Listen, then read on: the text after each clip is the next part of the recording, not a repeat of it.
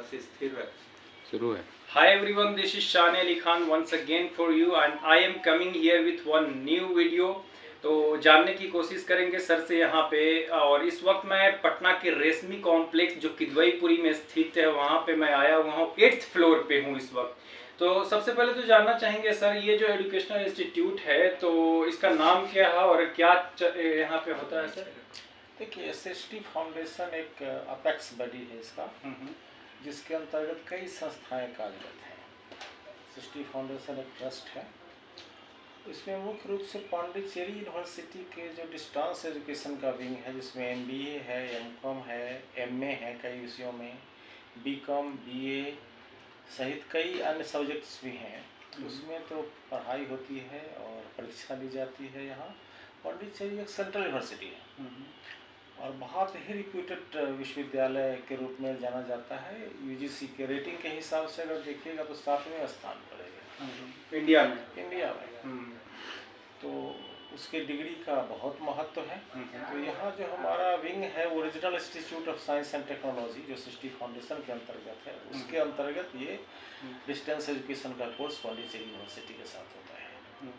साल में 2 बार परीक्षाएँ ली जाती हैं इसकी, छात्रों को गाइडेंस भी दिए जाते हैं और पूरे राज्य भर से, झारखंड से ही बहुत तेरे छात्रों ने अब तक 2007 से ही यह सेंटर यहाँ कार्यरत है। पहला काम तो यहाँ ये तो पहला काम हो गया, जो कि हम लोग भी जानते हैं कि यहाँ पे MBA वगैरह का परीक्षा जो टाइप किया हुआ सेंट्रल यूनिवर्सिटी ऑफ पांडिचेरी।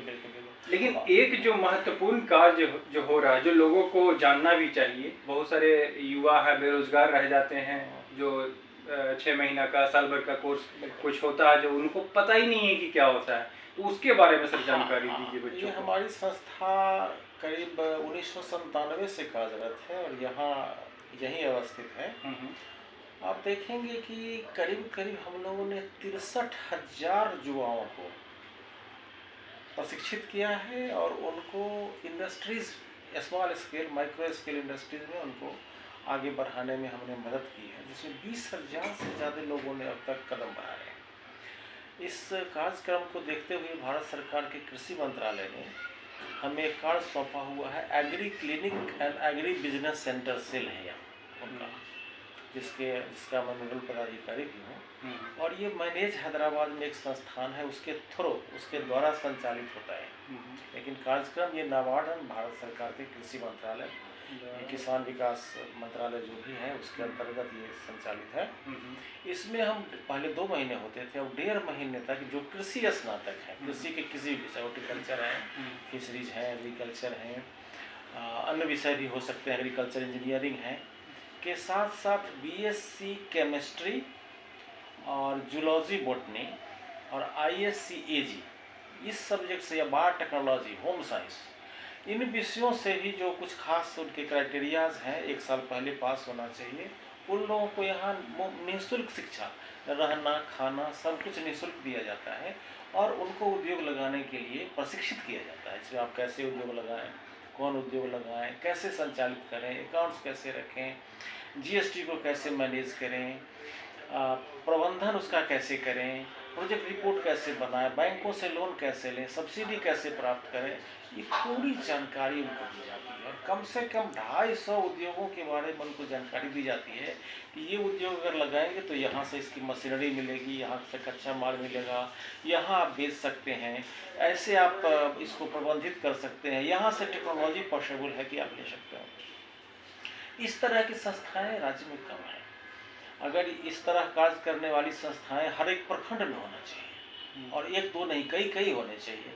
अगर ऐसा हो जाए तो बिहार के विकास को तो गति मिल जाएगी। लेकिन हमारे यहाँ कंसल्टेंट्स या इस तरह की संस्थाओं का अभाव है। सरकार कर रही है बहुत देर, जैसे कि अभी मुख्यमंत्री उद्यमी योजना है, तो उसमें जो संस्थाएँ हैं वो IIM में ट्रेनिंग ले रहे हैं, DMI में ले रहे हैं, LL मिश्रा में ले रहे हैं, बहुत चंद्रगुप्ता इंस्टीट्यूट ऑफ मैनेजमेंट में उनको प्रशिक्षित किया जा रहा है। ऐसा नहीं है कि उनके लिए संस्थाएं नहीं हैं, लेकिन वो संस्थाएं बड़ी संस्थाएं हैं, उनकी ऊंची बातें हो जाती है। वो ग्रास रूट पर काम कर, वो पटना में अवस्थित है, गया में अवस्थित है, ग्रास रूट पर ब्लॉक लेवल में काम करने वाली संस्थाएं यहाँ नहीं के बराबर है। हमारी जो संस्था है उसका नाम ही है Srishti foundation. Srishti stands for society for rural industrialisation and social transformation initiatives.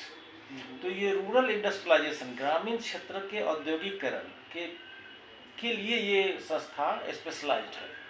इसके कारण हम हजारों लोगों को रास्ता दिखा पाए हैं और उसका परिणाम ये हुआ कि आज से 10-12 साल पहले यहाँ किसान श्री और किसान भूषण अवार्ड्स घोषित किए गए थे। तो किसान भूषण जिला भर में एक उद्यमी को दिया जाता था जो कृषि क्षेत्र में कोई इनोवेशन लाया हो या अच्छा काम किया हो, और किसान श्री ब्लॉक में एक को दिया जाता था। तो उसमें करीब 600 के आसपास किसान से ज़्यादा किसान को ये किया गया, इसकी अवार्ड दिया गया। उसमें 25 से लेकर 33% तक छात्र या किसान जिनको ये अवार्ड मिला, वो इस संस्था से स्थापित agri clinic and agribusiness centre cells या हमारे जो फ्रेंचाइजी सेंटर्स थे, एसोसिएट्स थे, उनके यहाँ जिन लोगों ने प्रशिक्षण प्राप्त करके अपना काम शुरू किया था, इनोवेशन किया था, इनोवेटिव प्रोजेक्ट्स लिया था, उनको ये अवार्ड मिला। ये देश में किसी भी संस्था को इतना बड़ा अपॉर्चुनिटी नहीं मिला। और उसका ये कारण नहीं कि हमारी संस्था महान है, उसका कारण ये भी है कि संस्थाएं काम करने वाली है भी नहीं, तो जो है उसी को मिलेगा, स्वाभाविक है। तो लेकिन यह एक बहुत बड़ी उपलब्धि है। और एग्रीकल्चर ग्रेजुएट्स को जो हम ट्रेंड कर रहे हैं, वो करीब 2200 एग्रीकल्चर ग्रेजुएट्स को हम अब तक ट्रेंड कर चुके हैं। अच्छा, तो कहीं ना कहीं अभी जॉब में वो देखिए, एक तो अधिकांश तो जॉब में 800 से ज़्यादा तो जॉब में ही चले गए। लेकिन अब हर एक ब्लॉक में सरकार ने कुछ दिन पहले भी घोषणा किया है कि हम कृषि क्लिनिक्स खोलेंगे।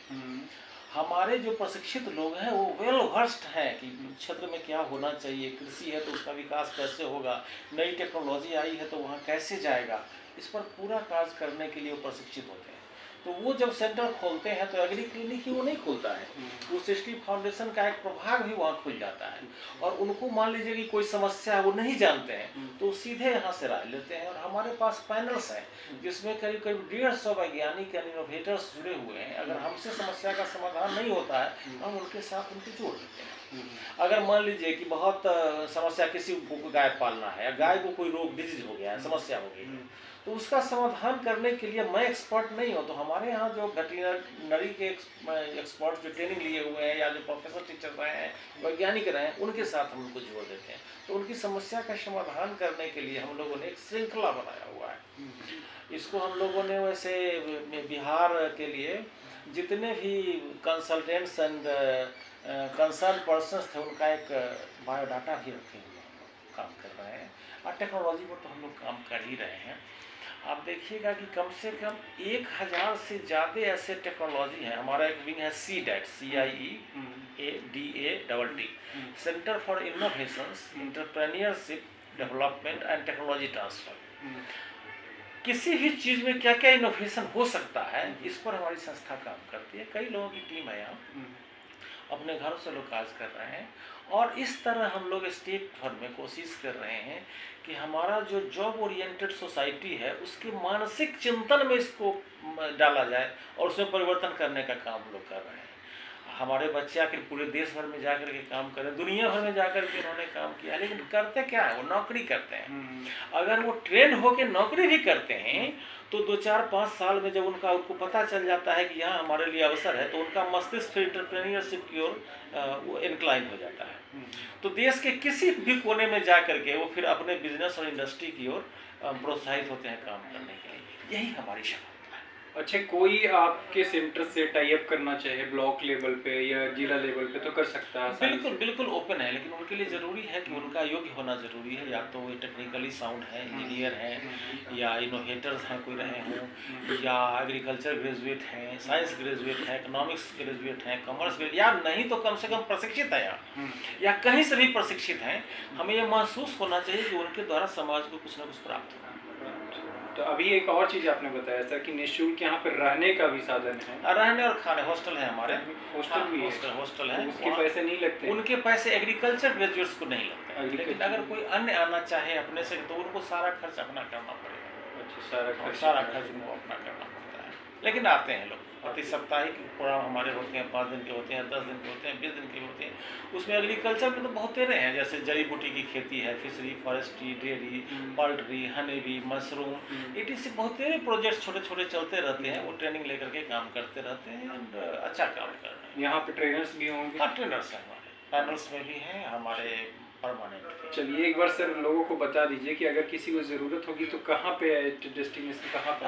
सृष्टि फाउंडेशन 8वां तल्ला, रेशमी कम्प्लेक्स। पहले इसमें दैनिक जागरण का ऑफिस हुआ करता था, तो इस बिल्डिंग को लोग जानते हैं। Kidwaipuri, PNT colony, Patna. ये इनकम टैक्स चौराहा के बगल में ही है।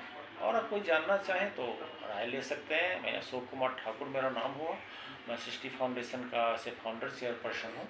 अगर कोई फ़ोन पर डिस्कशंस करना चाहते हैं तो लिंक इनको दे दीजिए 9955040837 पर कभी भी संपर्क कर सकते हैं, हमसे कोई दिक्कत नहीं।